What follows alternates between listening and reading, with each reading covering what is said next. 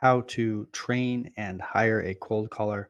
We've hired 100 cold callers at this point. We've worked with dozens of land teams and done over 5 million cold calls to get land deals in the last year. This is the processes over the last few years that we have put into place. Where the differences come in is how well those cold callers are managed. Are you getting one lead a day that's not very good? Maybe 2 or 3 leads a day that aren't very good, or are you getting 5 quality leads a day with a cold caller who's slamming through 1,000 calls per day? There is a probably a 5x difference in cold caller performance depending on how they're onboarded, managed, trained, etc. And so go through all of that and just what our processes look like. This will be a quick high level overview.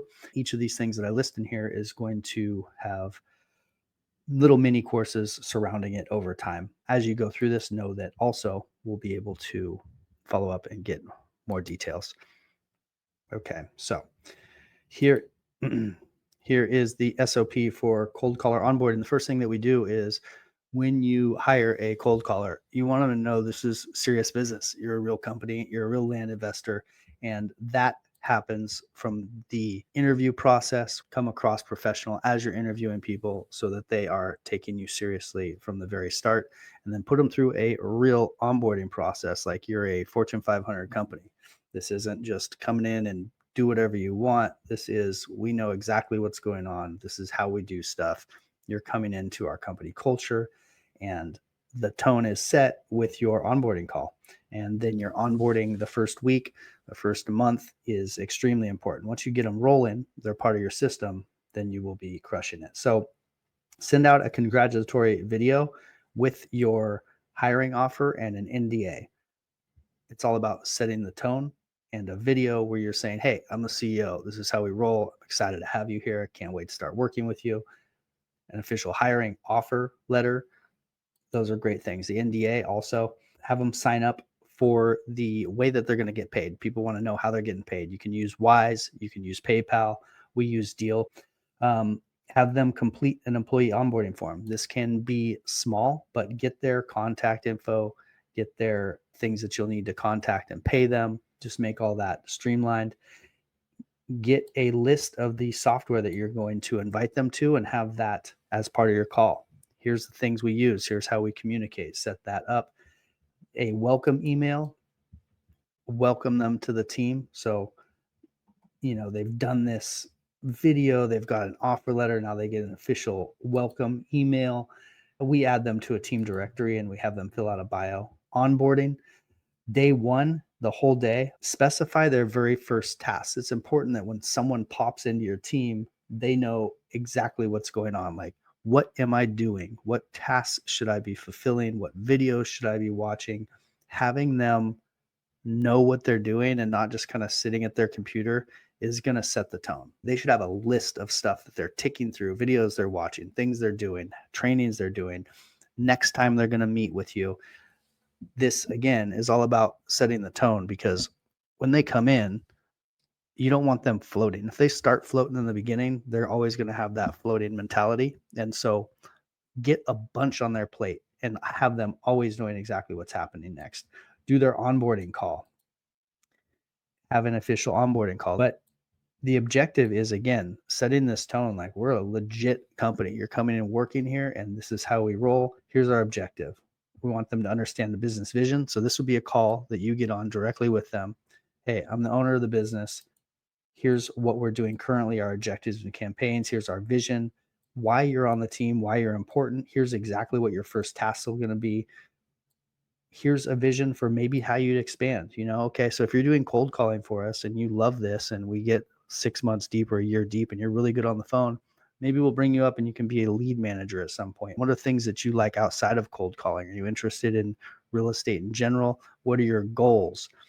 To keep people motivated, they need to have recognition within your company. They need to know that their role is important. They need to enjoy their work. So it could be fast paced, but if you're in Slack and you're communicating with them, keeping them engaged, people like that. And then having opportunity to grow. Your cold caller is not going to stick around for long if They're just aimlessly cold calling. They don't have any future with the company in any other positions. Like, how long would you picture yourself just hammering phones with no end in sight, no next steps? So give them some sort of next steps, know about what they want to do, who they are. That's part of this onboarding call agenda. You need to understand what they want to get from the role and how they like to be managed. This call is mostly about them, not you. Asking questions, be enthusiastic, think a bit more than a sales call intro. In Agenda, here specifically what we have laid out is exactly how we do it. Talk about their goals. This is specifically going through their goals. Talk about vision for their role.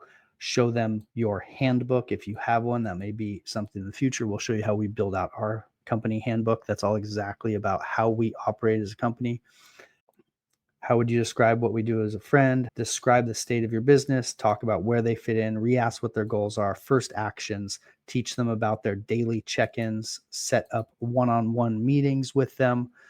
That should be daily at first, and then it should go to weekly, and then they should reach out to another person on your team and have a one-on-one meeting with them, and then give them their first task.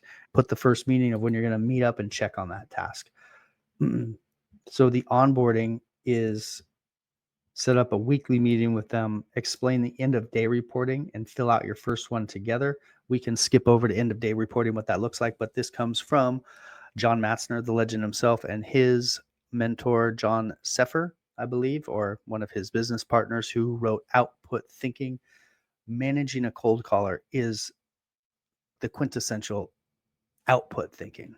You're measuring what they do by their outputs. At the end of the day, there should be a set of numbers that tell you exactly how they did. And you don't need to macromanage them, because you're going to look at the numbers at the end of the day when they give them to you, and you're going to say, okay, did you do it right? For example, output thinking with our cold caller, an end of day report would look like something like this. Everyone that we have has an end of day report. How many leads did they capture? Did they do their morning check-in? Did they respond to all your internal Slack communications? Did they report all of the dialer issues and not let the dialer go down? Did they use the right form for their campaigns? And how many calls did they make? Those are the things that you should be measuring. And what they do specifically at the end of the day, they just fill out their form every day. They take a snapshot of their form like this, they cut it out, they snip it, and then they drop it in the Slack channel, end of day Slack channel. So at the end of the day, you'll fill out that with them the first day. And then every day after that in Slack, you should be getting a morning message. Hey, what's going on? We're getting cranking. End of day, here's exactly what we did. Here's how many phone calls I made. Here's how many people I connected with. Here's how many leads I got. That enables you to manage from 30,000 feet. At the end of the day, you check the Slack channel. Did they check in on time? You look at the dialer. Were they dialing on time? Then you look at that report. What did they do today? Then you don't have to micromanage them, and they should be crushing it for you. If they come in and they made 300 calls and they got 2 leads, you can come back to them. Hey, what happened yesterday?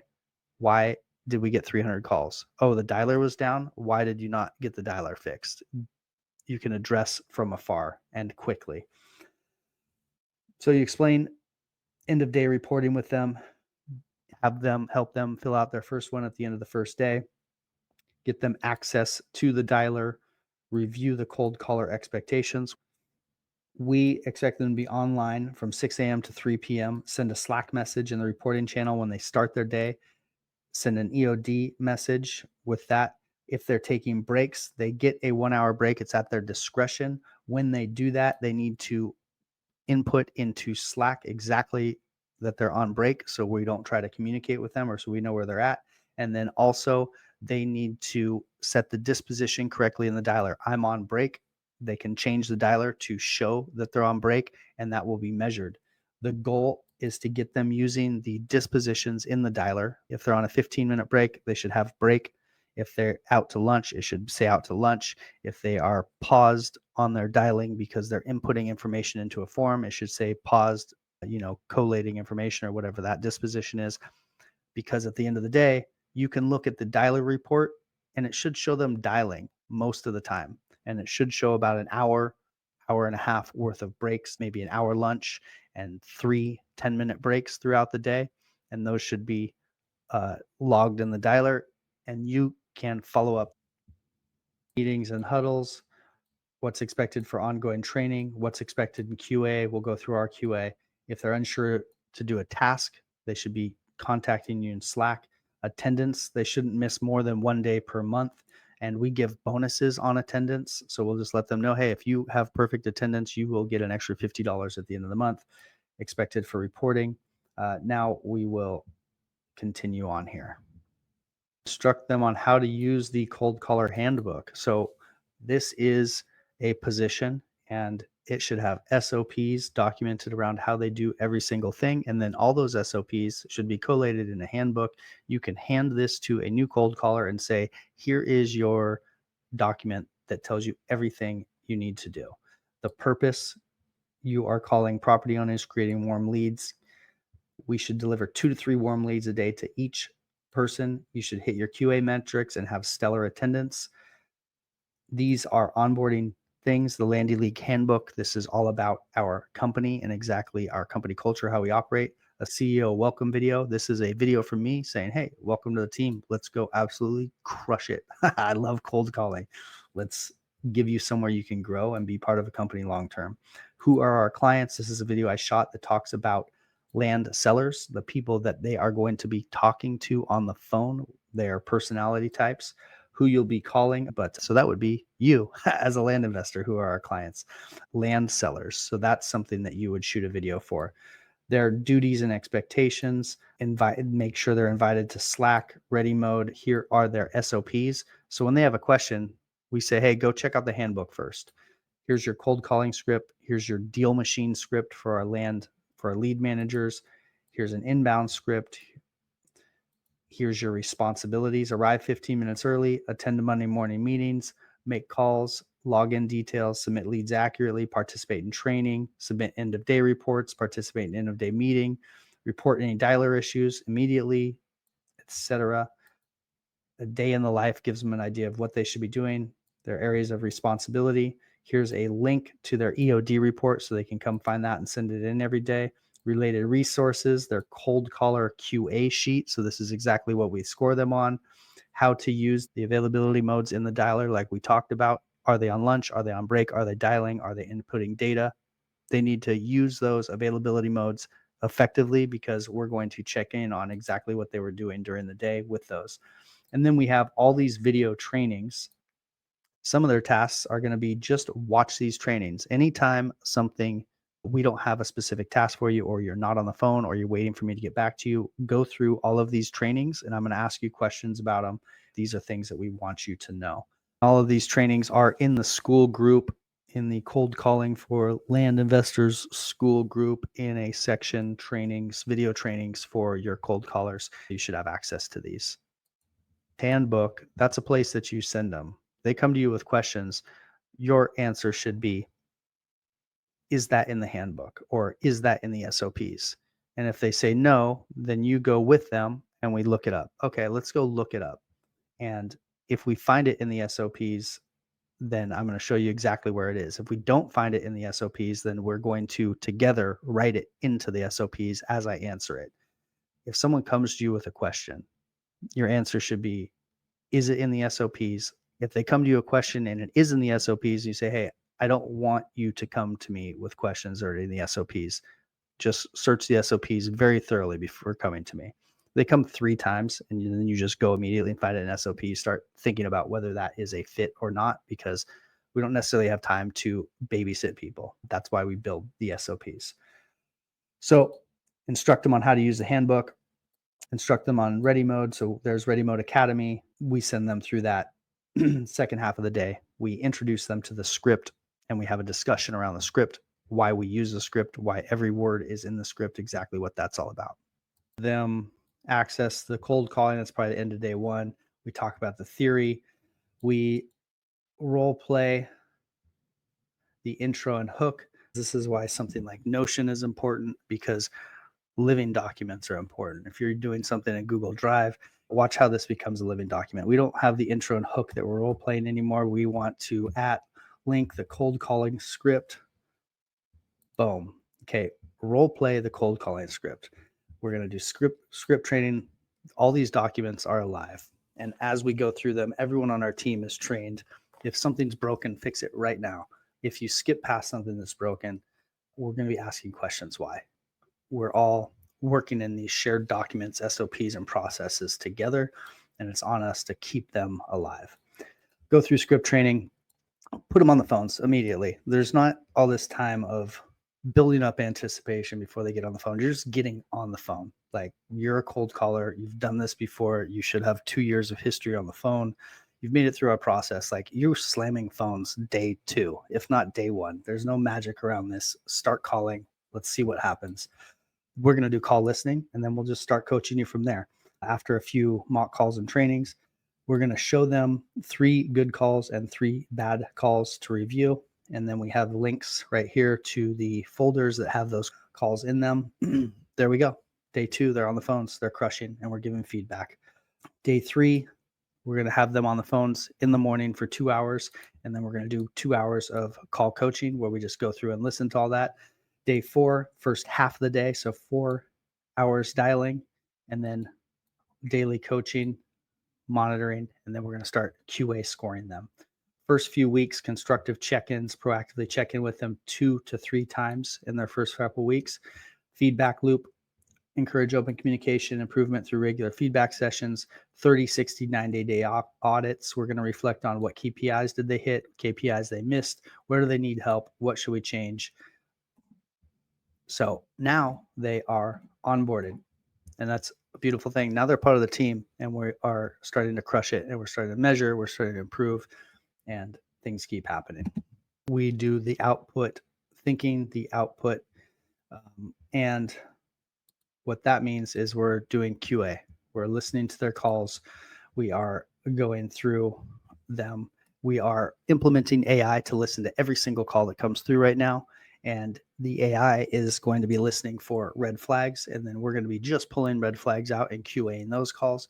Right now, we are QAing just randomly for each caller. So this is what our personal QA looks like. Politeness, we'll just go through politeness, compliance, enthusiasm, simplicity, grammar, clarity, dispositions, documentation, information verified. Then there is some auto fails. Were they rude? Did they put the wrong tag when they transferred it? Did they not talk to the landowner? Did they not put proper notes in?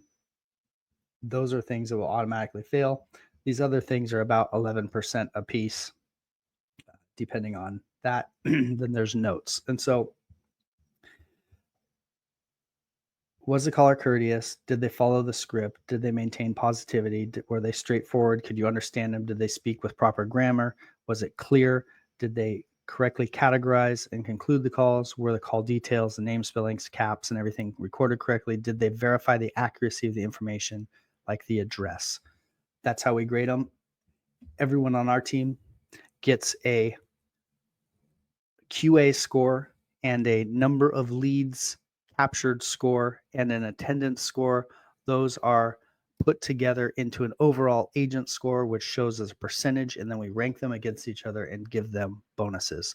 So that may be a little advanced if you're hiring 1 or 2 cold callers, but we'll put that in the trainings somewhere along the way. So if you have 5, 10, 20 cold callers, you have a way to keep track of how they're doing and then give them something to work towards, because people love getting bonuses and knowing where they're at. That's the reason when you see our cold callers, we usually do about 5x the output of someone who just hires a cold caller, hands them some numbers, and sees what happens. You can increase your output by probably 5x if you follow 80% of this stuff here. Start getting things in place and just take baby steps. You don't have to have some massive system. This took us 3 years to build. But if you just do some of these things, apply some of these concepts, you'll be far more effective hiring your cold callers and managing them. I'm so proud of this. This isn't something that I could have built by myself. My operations guy's a hero level Notion user. And so he's the one who made this happen. And so I love seeing it. The point is that this is baby steps over the course of years, building out all these processes and things that you saw in here. I will give documentation on, I'll give trainings on, and I'll make just over time, each of those things that you saw, I'll dive deeper into so that you can follow along with how we've done it. Also, keep in mind, we move with face melting speed. So a lot of this stuff will be changed. Like the QA, for example, we have AI automations through Make and through ChatGTP, custom GTP agents. And we are right now, we want to listen to all 5 million of our cold calls next year with AI. So we're not just QAing like here and there. We want to QA every single thing that happens and then just manually QA with a human the things that get flagged. And so that's coming soon. So we'll have trainings when we hit that up. I love seeing what all of you do. My favorite thing about having clients who are land investors and being a land investor myself is that I get to work with you people. The type of person who just went through a 20-minute video of me talking about how to manage cold callers is a crazy person. And I love that type of crazy. Good for you if you made it to the end of this, because what percent of the population actually cares about something this deep in the weeds about how to bring a cold caller onto the team? You, my friend, are a legend. Let's keep rolling.